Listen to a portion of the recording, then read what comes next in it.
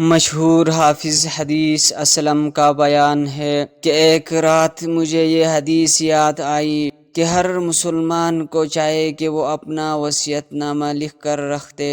چنانچہ میں نے کاغذ قلم دعوت اٹھایا تاکہ اپنا وصیت نامہ تحریر کر دوں، لیکن مجھ پر نیند کا ایسا غلبہ ہوا کہ میں سو گیا اور وصیت نامہ نہیں لکھ سکا۔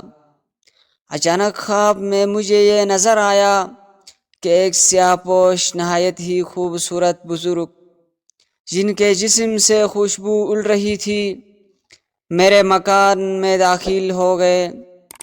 میں نے دریافت کیا کہ آپ کون ہیں؟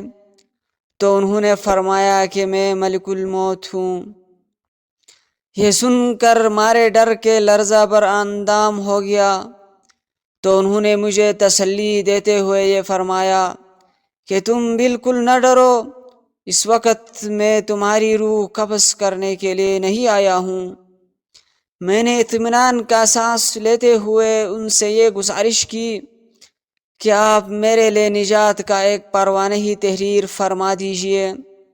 تو انہوں نے فرمایا کہ بہت ہی اچھا، قلم دعوت اور کاغذ لاؤ۔ چنانچہ وہی قلم دعوت اور کاغذ جو میں سرہانے رکھ کے سو گیا تھا ان کے سامنے پیش کر دیا۔ تو انہوں نے بسم اللہ الرحمن الرحیم اور استغفر اللہ پورے کاغذ پر اوپر نیچے تحریر فرما کر مجھے یہ کہہ کر عطا فرمایا کہ لو یہی تمہاری نجات کا پروانہ ہے۔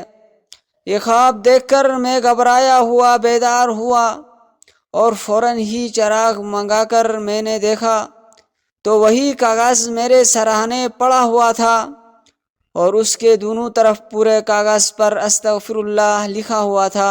بلا شبہ بزرگوں کا خواب سچا ہوتا ہے، اور حضرت ملک الموت علیہ السلام کی تحریر میں اس طرف صاف صاف اشارہ ہے کہ توبہ و استغفار نجات کا پروانہ ہے۔